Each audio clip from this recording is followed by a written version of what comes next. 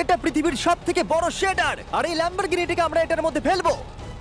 তাছাড়াও এই ভিডিওতে আমরা একটা প্রায় আসল গ্রামকে ওড়াতে চলেছি, রিয়েল ট্যাঙ্ক দিয়ে একটা $2.5 লাখ ল্যাম্বোকে শুট করতে চলেছি, আর এই স্টোরটাকে ক্রাশ করতে চলেছি পৃথিবীর সবথেকে বড় ডমিনো দিয়ে। এই প্রথমবার আমরা এতগুলো এক্সপেরিমেন্ট একসাথে করব, নিশ্চয়ই এটা আপনাদের ভালো লাগবে। তোমরা রেডি? রেডি। এটা ক্রেজি হতে চলেছে। এগুলো পড়ছে, এগুলো পড়ছে। Come on. এই তো এগুলো কাজ করছে, সত্যি কাজ করছে। আমরা কি দৌড়বো এবার? ও তুমি আওয়াজটা পেলে? ও এটা পড়বে। এটা পৃথিবীর সবথেকে বড় ডমিনো, ও আর এটা তো এর থেকেও বেশি বড় ডমিনো। যাও যাও, দোকানটাকে ভেঙে দাও। ও মাই গড, এটা দারুণ হয়েছে।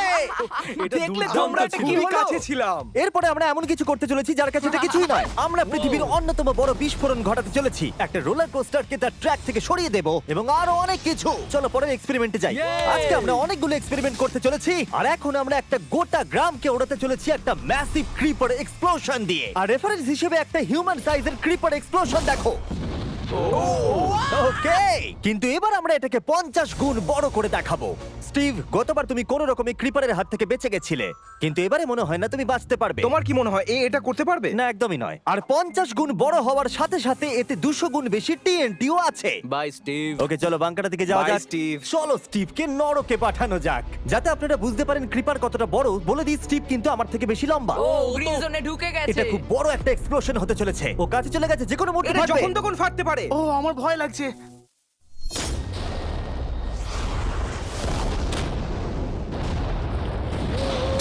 Oh my God! Oh my God! আমি কি বলবো বুঝতেই আমি পারছি না। এখনো ভাবছি এটা কি হলো। এটা দারুণ ছিল। এটা করার পারমিশন কে তুমি দেয়? জানো আমরা আমেরিকা নামক দেশে থাকি। গো আমেরিকা। যদি আপনাদের এটা কুল মনে হয়, আমি আপনাদের আরেকটা জিনিস দেখাচ্ছি, এটা এর থেকে বেশি কুল হবে। এর পরের এক্সপেরিমেন্টের জন্য আমি আরেকটা ল্যাম্বরগিনি নিয়ে এসেছি। অ্যাডাম, এটা তোমার ল্যাম্বরগিনি। Thank you. আর তুমি হয়তো ভাবছো এটা আমি তোমাকে এমনি কেন দিচ্ছি। হ্যাঁ, আমি ঠিক সেটাই জানতে চাইছি। আমি বড় কিছু একটা ভাবছি। আমি কয়েকদিন আগে একটা মিলিটারি গ্রেড ট্যাঙ্ক ভাড়া করেছিলাম, আর ঠিক 3 দিন পরে আমি তোমার গাড়ির উপরে মিসাইলের বৃষ্টি করাবো। আর আমি তোমাকে আমার ক্রেডিট কার্ডটা দিচ্ছি, এটাকে বাঁচাতে তুমি যত খুশি টাকা খরচা করতে পারো। ল্যাম্বরগিনিটাকে বাঁচাতে পারলে এটা তোমার হয়ে যাবে। আমি যত খুশি খরচা করতে পারি এটা বাঁচানোর জন্য। সেই জন্যই আমি আমার কার্ডটা দিয়েছি।